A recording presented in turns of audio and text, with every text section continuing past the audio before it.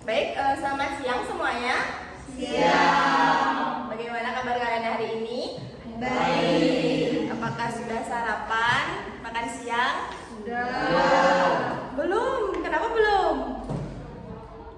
Dikejar jam istirahat. Dikejar jam istirahat. Tadi yang sarapan udah sarapan apa? Roti. Oke, jadi kakak lihat di sini banyak kursi yang kosong. Itu pada kemana ya? Persiapan PKL. Persiapan PKL. Baik, jadi sebelumnya apakah sudah ada yang tahu dengan kakak? Nah, jadi kakak perkenalkan diri dulu ya. Jadi perkenalkan, nama kakak Nimade Puspita Maharani. Kakak mahasiswi dari Universitas Pendidikan Ganesha. Nah, jadi di sini kakak akan memberikan kalian materi tentang motivasi belajar. Nah, di sini kakak bagi jadi 4, yaitu nanti kalian bakal dapat bimbingan klasikal, bimbingan klasikal, bimbingan kelompok, konseling kelompok, dan konseling individu. Nah, jadi kakak nanti akan memilih kalian untuk di konseling kelompok dan konseling individunya. Nah, sebelum itu di sini kakak akan menyampaikan tujuan dari motivasi belajar itu untuk peserta didik dapat memahami definisi motivasi belajar dengan indikator-indikatornya, meliputi adanya keinginan berhasil dan adanya keinginan memiliki harapan. Nah, adapun tujuan dari bimbingan klasikal ini untuk layanan dan bimbingan konseling memberikan kepada peserta didik dalam kelompok besar seperti kalian yang ada di kelas ini, yang biasanya ada di kelas, dan tujuan utamanya untuk memberikan informasi, pengarahan, dan dukungan pada siswa secara sistematis agar mereka dapat mengembangkan potensi diri, memahami lingkungan, serta mengatasi berbagai tantangan akademik dan sosial. Nah, di sini kakak akan meminta waktu kalian sekitar 20 menit. Apakah tidak masalah? Tidak masalah. Nah, baik. Sebelumnya kakak ingin bertanya, apa dari kalian sudah tahu apa itu motivasi belajar? Jika belum, di sini kakak akan bacakan akan memberitahu kalian apa itu motivasi belajar. Nah, jadi kata motivasi berasal dari bahasa Latin yang berarti mover, yang berarti daya penggerak atau dorongan. Nah, motivasi merupakan keinginan untuk melakukan sesuatu. Nah, tanpa adanya motivasi tidak akan ada keinginan, karena orang yang tidak memiliki motivasi akan menjadi pasif. Nah, jadi sehingga setiap usaha apapun timbulnya motivasi sangat diperlukan. Agar dapat berkembang, seorang memerlukan adanya motivasi. Nah, dari motivasi dapat juga diartikan sebagai sesuatu yang ada dalam diri seseorang dan tidak tampak dari luar, serta hanya kelihatan melalui perilaku seseorang yang dapat dilihat. Nah, peran motivasi ini sangat besar untuk mendukung prestasi kerja kalian ya. Adapun di sini menurut para ahli yang bernama T. Hani Handoko tahun 2009, yang mengartikan motivasi merupakan keadaan dalam pribadi seseorang yang mendorong keinginan individu untuk melakukan kegiatan-kegiatan tertentu untuk mencapai tujuannya. Nah, motivasi yang terdapat pada seseorang merupakan kekuatan pendorong yang akan mewujudkan suatu perilaku untuk mencapai tujuan kepuasan dirinya. Nah, adapun definisi dari motivasi ini yaitu yang pertama keinginan untuk melakukan sesuatu, yang kedua perilaku untuk mencapai tujuan dari kepuasan dirinya. Nah, di sini kakak jelaskan dulu indikatornya, yaitu yang pertama keinginan untuk melakukan sesuatu. Nah, dalam dunia pendidikan, keinginan untuk melakukan sesuatu menjadi dorongan bagi siswa untuk belajar dan berkembang. Keinginan ini bisa muncul dari rasa ingin tahu, minat terhadap suatu mata pelajaran, atau ambisi untuk mencapai cita-cita.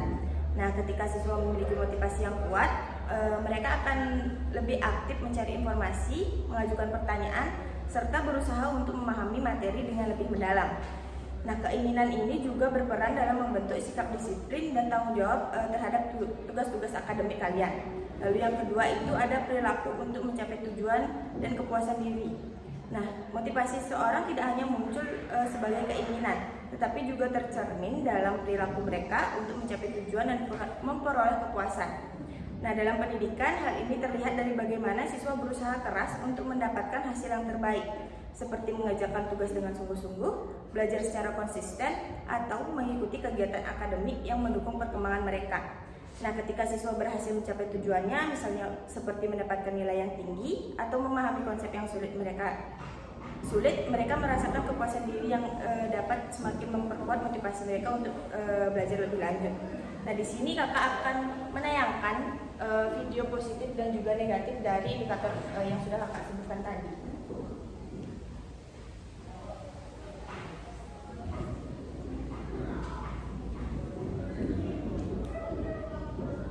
Bisa disimak di sini ya.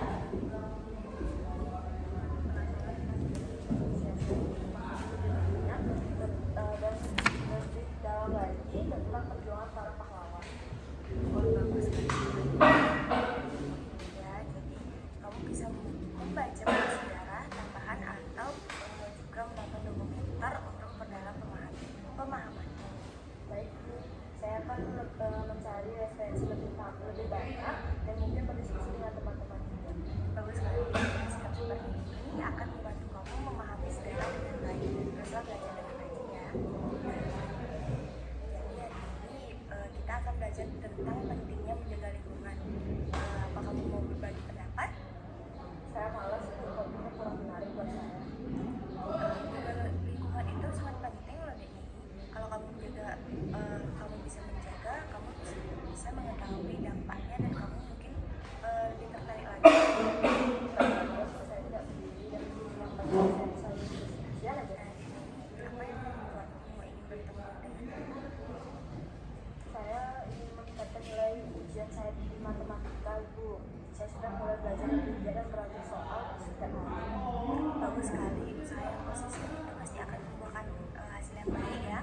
Apakah ada bagian yang masih sulit untuk kamu pahami? Saya sih masih kesulitan di bagian aljabar, Ibu. Saya ingin mencoba lebih banyak lagi dan diskusi dengan teman-teman. Itu juga ide yang bagus. Jika kamu terus berlatih dan tetap bersemangat, kamu pasti bisa mencapai hasil yang lebih memuaskan. Baik, terima kasih Bu. Saya semakin termotivasi mencapai nilai terbaik. Jadi, di Mei, bagaimana proses belajarmu untuk minggu depan? Saya belum belajar. Saya rasanya sangat malas karena ujiannya tetap susah, Bu. Kalau kamu mencoba latihan sedikit demi sedikit, pasti akan lebih mudah kok. Jangan menyerah sebelum mencoba dong. Cuma saja Bu, yang penting saya lulus, saya tidak peduli nilainya mau secara apapun. Belajar bukan hanya soal nilai DP, tapi juga tentang pemahaman dan usaha kamu. Jadi jika kamu terus berlatih, kamu akan lebih percaya diri kok. Saya tidak peduli kalau gagal ya sudah, nanti coba lagi. Nah, jadi itu merupakan video indikator dari positif dan negatif dari definisi yang sudah kakak jelaskan. Nah, adapun menurut para ahli dalam psikologi pendidikan yang mengatakan bahwa motivasi belajar dapat diartikan sebagai kombinasi dari dorongan internal dan eksternal yang mempengaruhi minat dan usaha siswa dalam belajar. Nah, dari dorongan internal mungkin mencakup keinginan untuk mencapai tujuan pribadi, rasa ingin tahu, atau kepuasan pribadi yang diperoleh dari proses belajar itu sendiri. Nah, sedangkan dorongan eksternal mungkin melibatkan faktor-faktor seperti penghargaan, pujian dari orang tua atau guru, serta lingkungan belajar yang mendukung. Nah, tidak hanya video positif dan negatif, di sini kakak punya contoh dari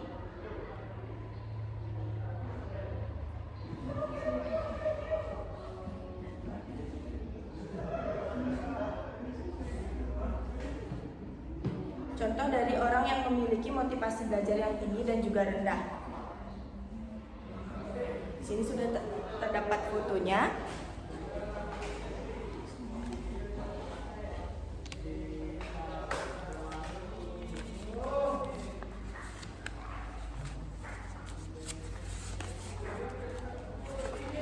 Nah, yang pertama ini contoh positif ya. Jadi di gambar pertama ini terdapat contoh dari seorang siswa yang memiliki motivasi belajar yang tinggi. Hal ini terlihat dari antusiasme mereka dalam mengajukan pertanyaan mengenai hal-hal yang belum mereka pahami. Nah, dengan rasa ingin tahu yang besar, mereka tidak ragu untuk mencari penjelasan lebih lanjut agar dapat memahami materi secara menyeluruh. Nah, sikap ini menunjukkan tekad dan semangat belajar yang patut dicontoh. Lalu yang kedua, ini adalah contoh dari seorang siswa yang memiliki motivasi belajar yang rendah. Nah, hal ini terlihat dari kurangnya inisiatif mereka dalam memahami materi dan minimnya keterlibatan dalam proses pembelajaran. Nah, di sini siswa cenderung pasif, tidak mengajukan pertanyaan ketika ada hal yang belum mereka pahami, serta kurang bersemangat dalam mengikuti kegiatan belajar.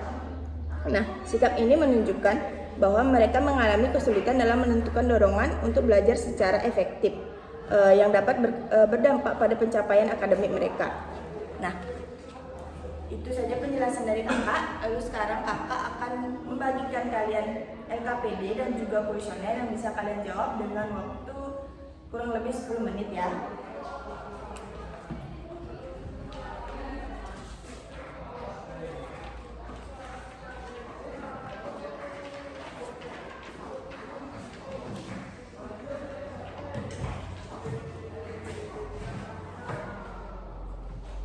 Kakak akan berikan kalian waktu 10 menit untuk menjawab soal itu.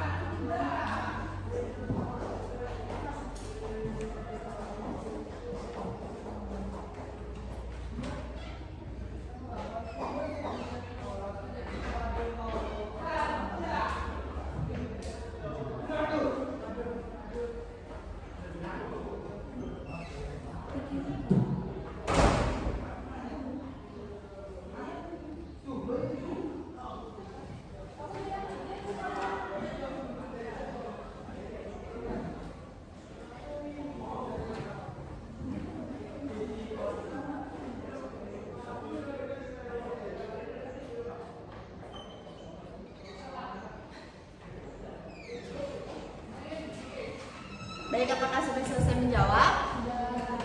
Baik, kakak kumpulkan ya.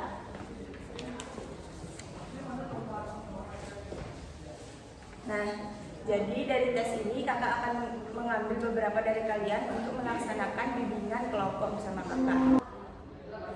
Baik, terima kasih atas partisipasi kalian. Kakak tutup sesi bimbingan klasikal ini dengan doa. Berdoa menurut agama dan kepercayaan masing-masing. Berdoa dimulai. Berdoa selesai. Baik, terima kasih. Nah, baik, terima kasih sudah menghadiri bimbingan kelompok pada siang hari ini. Sebelumnya kakak ingin bertanya apakah semua keadaan kalian dalam keadaan sehat? Nah, sebelum memulai bimbingan kelompok, alangkah baiknya kita berdoa untuk kelancaran dari bimbingan ini. Baik, berdoa kakak pimpin. Berdoa menurut agama dan kepercayaan masing-masing. Berdoa dimulai.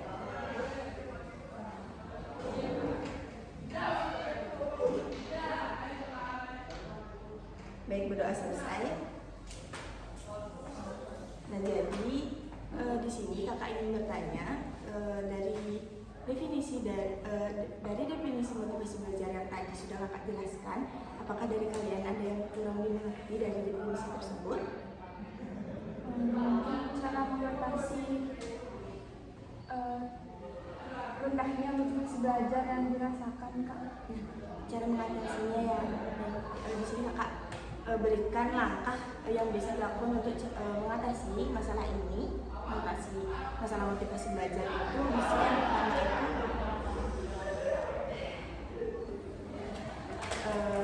yang pertama itu bisa menetapkan tujuan belajar yang jelas dan realistis, seperti tujuan jangka pendeknya. Misal saya mau mengerjakan soal matematika dasar minggu ini, itu untuk jangka pendeknya. Lalu tujuan untuk jangka panjangnya itu bisa seperti saya mau lulus dengan nilai yang baik seperti itu. Kalian bisa menetapkan tujuan belajar yang jelas dan realistis untuk bisa meningkatkan motivasi belajar kalian.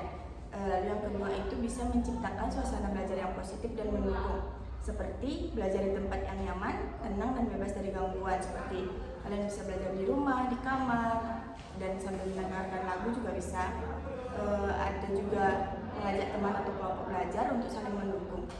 Nah, selanjutnya bisa juga memberikan penguatan positif, seperti beri apresiasi setiap usaha kecil yang sudah kalian buat, seperti misalnya kalian sudah bisa menjawab soal ujian dengan benar dan nilai kalian sempurna. Kalian bisa melakukan self reward dengan membeli makanan yang kalian suka seperti es krim atau yang lainnya. Lalu selanjutnya itu ada membangun rasa percaya diri. Ini bisa membantu kalian untuk menyadari kemampuan diri dan menghargai proses belajar kalian. Selanjutnya ada juga menggunakan metode belajar yang sesuai dengan gaya belajar kalian. Misalnya menggunakan gambar, video, atau praktik langsung jika tipe kalian itu dalam visual atau kinestetik. Lalu adapun mengatur waktu belajar dengan jadwal yang lebih jelas, seperti membuat jadwal harian atau mingguan agar belajar kalian lebih terarah. Lalu selanjutnya ada melibatkan konselor atau pendampingan jika perlu. Jika permasalahan yang kalian alami sudah terlalu berat, kalian bisa datang ke guru BK untuk meminta solusi yang baik. Nah, seperti itu. Apakah sudah bisa dimengerti? Bisa.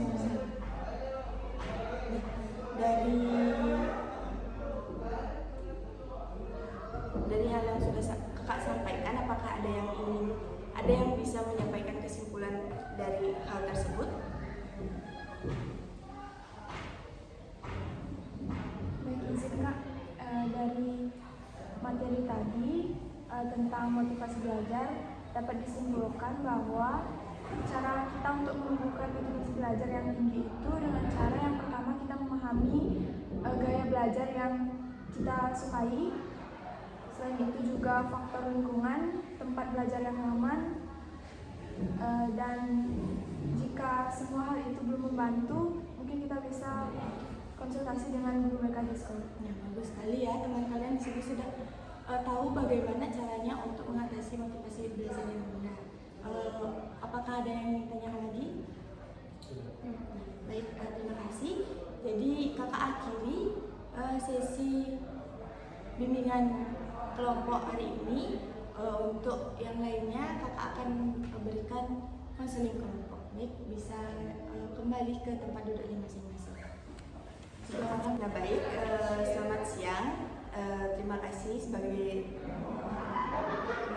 karena kalian sudah mau meluangkan waktu kalian untuk mengikuti konseling kelompok bersama kakak. Nah, jadi konseling kelompok kita hari ini seperti yang sudah kalian tahu, minggu lalu kakak sudah mengatakan bahwa kita akan membahas tentang topik keterlambatan dalam pembelajaran. Nah, ini adalah ruang yang aman untuk kita berbagi pengalaman, perasaan, dan juga mencari solusi bersama. Sebelum kita mulai, mari kita sepakati aturan kelompok. Kita saling menghargai, tidak saling memotong atau memotong saat teman berbicara, dan menjaga kerahasiaan apapun yang dibagikan di sini ya. Nah, jadi dalam konseling kelompok ini kakak akan memakai teknik bibliokonseling yang dikenal dengan biblioterapi. Nah, sebagaimana dinyatakan oleh jadi teknik ini bertujuan untuk mengubah perilaku manusia dengan menjadikan bahan bacaan sebagai media terapi. Nah, teknik ini penting seleksi cerita bagi anak-anak karena hal tersebut berpengaruh terhadap pola pikir dan moral mereka di masa depan.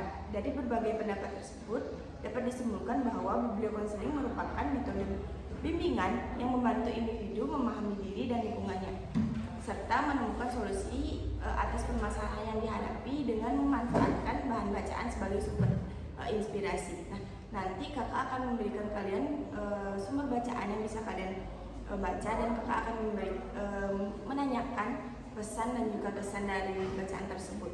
Sebelum itu, sebagai langkah awal,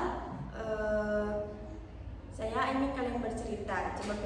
Coba pikirkan dalam minggu-minggu terakhir ini, apa yang membuat kalian sering terlambat menyelesaikan tugas atau mengikuti pembelajaran. Siapa yang mau mulai berbagi? Saya. Silakan. Baik Bu, terima kasih. Saya coba mulai. Sebenarnya saya sendiri merasa sedih setiap kali tugas saya terlambat dikumpulkan. Bukan karena saya sengaja menunda, tetapi karena seringkali merasa tidak punya energi untuk mulai. Pulang sekolah saya biasanya sudah lelah, lalu di rumah suasananya kadang-kadang mendukung untuk belajar. Suara TV keras, adik saya sering rewel. Akhirnya saya memilih tiduran dulu, tapi malah jadi ketiduran sampai malam. Pas bangun sudah capek dan tugas jadi terbengkalai. Saya sering berminat besoknya mau lebih disiplin, tapi terulang lagi. Nah, terima kasih adik. Jadi kamu sudah mau berbagi cerita dengan jujur. Jadi kakak harap bisa memahami betapa sulitnya belajar dalam situasi rumah yang kurang mendukung. Bagaimana perasaanmu setiap kali tugas terlambat dikumpulkan? Saya merasa bersalah Bu, apalagi kalau lihat teman-teman sudah selesai duluan, saya takut dianggap malas, padahal saya juga mau berusaha. Nah, kakak mengapresiasi keberusahaan kamu itu. Jadi bagaimana denganmu?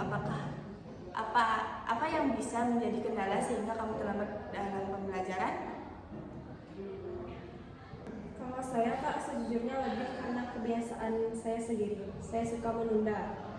Waktu habis sekolah saya pikir nanti dulu mau istirahat sebentar, main HP sebentar. Tapi tanpa sadar, itu sebentar jadi lama. Kadang-kadang saya malah sampai lupa kalau ada tugas, nanti pas udah malam baru ingat. Itu pun sudah ngantuk. Sering juga saya bohongin diri sendiri, bilang tugasnya masih bisa dikerjakan besok, padahal besoknya malah makin numpuk. Terima kasih adik. Jadi kamu sudah sangat jujur. Mudah-mudahan memang sering menjadi masalah banyak orang, dan kamu sudah menyadari hal itu. Bagaimana perasaanmu setelah mendengar tugas menumpuk? Saya jadi stres sendiri Kak, rasanya pusing dan kadang malah makin malas mulai karena tugasnya sudah banyak. Baik, kakak mengerti dengan hal itu. Sekarang adiknya bagaimana denganmu? Kalau saya Kak, masalahnya lebih ke waktu di rumah. Ibu saya sakit dan seringkali saya harus membantu pekerjaan di rumah. Kadang saya harus masak, bersih-bersih, atau jagain adik. Kalau sudah selesai semua, saya sudah merasa sangat capek. Kadang baru mulai pegang buku di malam hari, tapi saya sudah merasa ngantuk. Saya tahu sekolah penting, tapi saya juga nggak tega kalau nggak bantuin kerjaan rumah. Baik, kakak mengerti. Kakak sangat menghargai tanggung jawabmu pada keluarga. Jadi kakak harap kamu bisa punya niat baik. Jadi kakak berharap bisa melihat kamu punya niat baik. Hanya situasi yang membuatmu kewalahan. Bagaimana perasaanmu kalau tugasmu tidak selesai tepat waktu?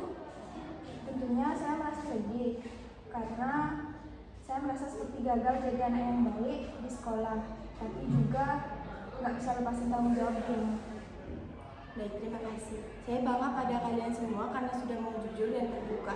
Dari cerita kalian, kita bisa lihat ada beberapa penyebab keterlambatan, seperti kelelahan, suasana rumah, kebiasaan menunda, sampai tanggung jawab di keluarga. Nah, sekarang kita coba pikirkan bersama, apa kira-kira yang bisa dilakukan supaya kita bisa mengurangi keterlambatan itu?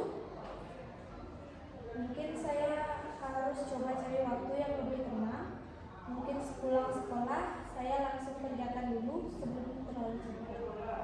Kalau saya mau coba atur waktu main HP Kak, mungkin saya kasih batas ke diri saya sendiri, misalnya hanya 30 menit habis sekolah terus langsung belajar lagi.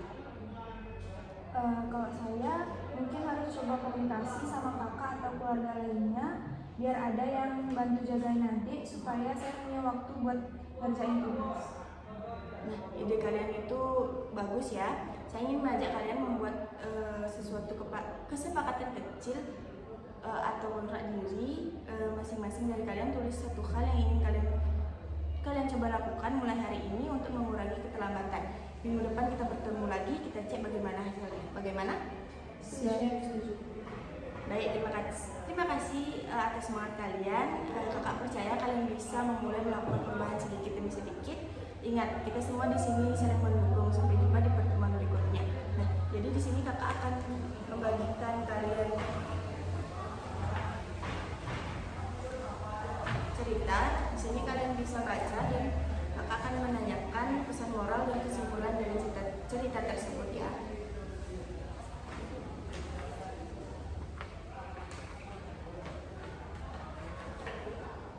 Nanti bacanya satu orang aja, kan di bawahnya ada.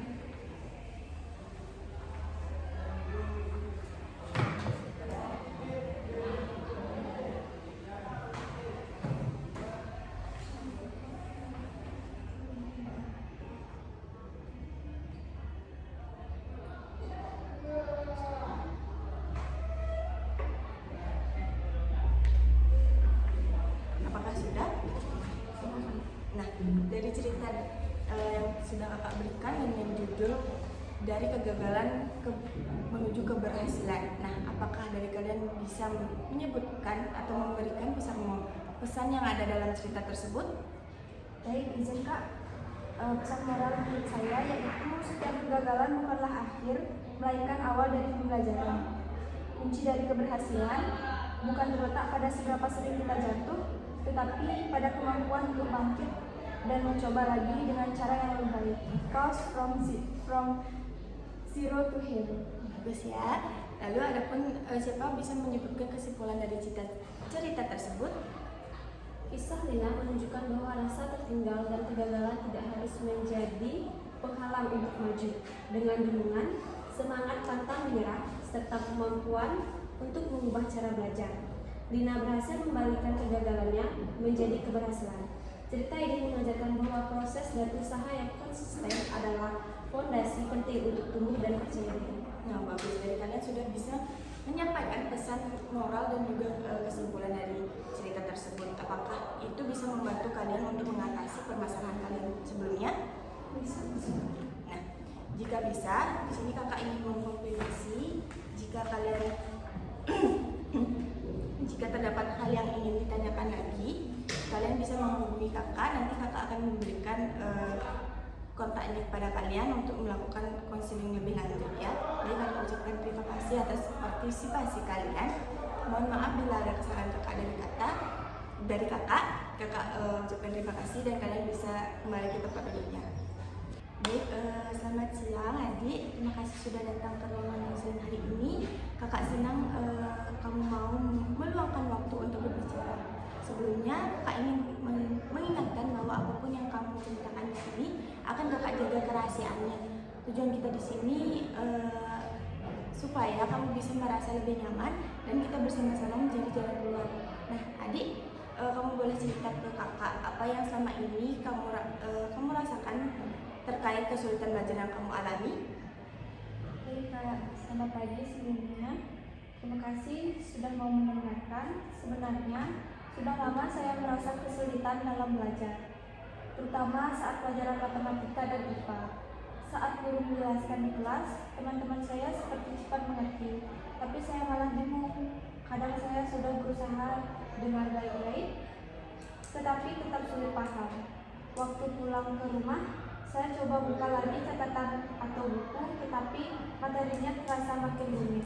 Akhirnya, saya jadi takut ditanya guru atau diminta maju ke depan, karena saya merasa tidak bisa. Nah, terima kasih adik, kamu sudah mau jujur dan terbuka. Kakak bisa merasakan betapa kamu sudah berusaha, tetapi tetap masih merasa kesulitan. Dan itu pasti membuat kamu merasa tertekan. Kalau boleh kakak tahu, bagaimana perasaanmu setiap kali kamu merasa tidak mengerti pembelajaran, terutama saat di kelas? Jujur, rasanya malu. Kadang saya lihat teman-teman gampang jawab pertanyaan guru, sementara saya cuma diam. Saya takut kalau teman-teman berpikir saya bodoh atau malas. Padahal sebenarnya saya mau belajar. Cuman memang kadang kalau sudah tidak paham saya jadi bingung harus mulai dari mana. Kamu ngerti adik, kakak percaya kamu bukan anak yang malas. Kamu sudah menunjukkan kalau kamu punya kemampuan untuk belajar. Hanya saja ada hambatan yang membuat kamu merasa sulit untuk memahami materi. Kalau boleh kakak tahu, apakah kamu sudah mencoba cara lain untuk belajar selain mendengarkan guru di kelas atau membaca catatan? Pernah sih kak, saya coba tanya teman, tapi kadang mereka menjelaskannya cepat. Jadi saya tetap tidak paham. Saya juga pernah coba lihat video belajar di internet, tapi karena materinya banyak, saya malah bingung harus mulai dari mana. Akhirnya saya berhenti dan merasa putus asa. Nah, terima kasih Adi. Kakak senang kamu sudah mencoba berbagai cara. Kadang memang kita butuh menemukan cara belajar yang benar-benar sesuai dengan kita. Misalnya ada anak yang lebih mudah belajar dengan melihat gambar, ada yang suka mendengar penjelasan pelan-pelan, atau ada yang lebih paham kalau langsung praktik. Nah, sekarang menurut kamu selama ini kamu merasa lebih nyaman belajar dengan cara yang seperti apa? Saya rasa kalau dijelaskan pelan-pelan sambil ada contohnya, saya jadi lebih paham. Waktu guru les di rumah, dulu sempat ngajarin seperti itu dan saya bisa ngerti. Tapi sekarang saya nggak les lagi, jadi bingung mau belajar dari siapa. Nah, itu masukan yang sangat baik. Artinya kamu sudah mulai mengenali cara belajar yang cocok untukmu. Nah, kakak senang mendengarnya. Sekarang kalau kita bersama-sama menyusun rencana supaya kamu bisa belajar dengan lebih terarah, misalnya kamu bisa membuat daftar materi yang menurut kamu sulit, lalu kita cari cara supaya materi itu dipelajari pelan-pelan dengan contoh. Kakak juga bisa bantu kamu diskusi dengan gurumu agar beliau tahu kamu butuh penjelasan lebih perlahan. Bagaimana menurutmu? Wah, kalau seperti itu saya mau coba. Soalnya selama ini saya belajar sendiri dan bingung mau mulai dari mana. Kalau ada yang bantu arahkan, mungkin saya jadi lebih semangat. Bagus sekali Adi, kakak senang kamu mau mencoba. Ingat ya, tidak ada yang salah dengan merasa kesulitan. Yang terpenting kamu mau berusaha. Nanti kakak akan bantu susun langkah-langkahnya. Dan kita bisa bertemu lagi minggu depan untuk melihat bagaimana perkembangannya. Kakak juga akan bantu komunikasikan dengan guru kelas supaya kamu bisa mendapat perhatian lebih di bagian-bagian yang sulit kamu pahami. Kamu hebat karena sudah mau mengambil langkah pertama ini. Terima kasih kak, saya jadi merasa lega sudah cerita. Saya akan coba jalani saran dari kakak. Baik, sama-sama. Jadi di sini kakak juga punya cerita yang bisa kamu baca. Nah, silakan dibaca dulu. Nanti kakak akan bertanya pesan yang ada dalam cerita tersebut dan juga kesimpulan yang bisa kamu berikan.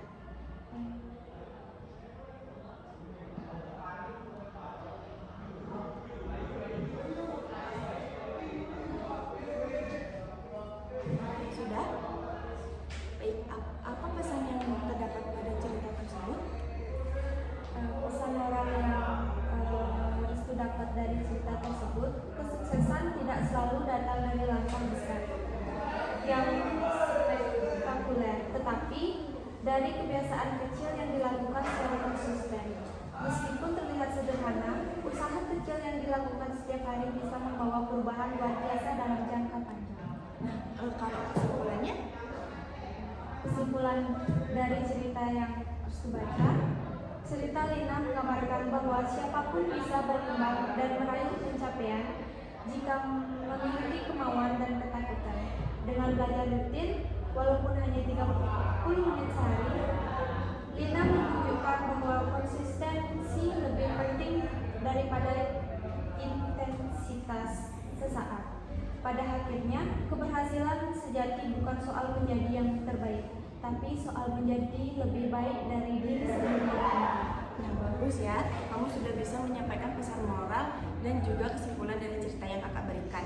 Nah, di sini kakak ingin bertanya sekali lagi pada kamu, apakah kamu masih memiliki permasalahan yang lain?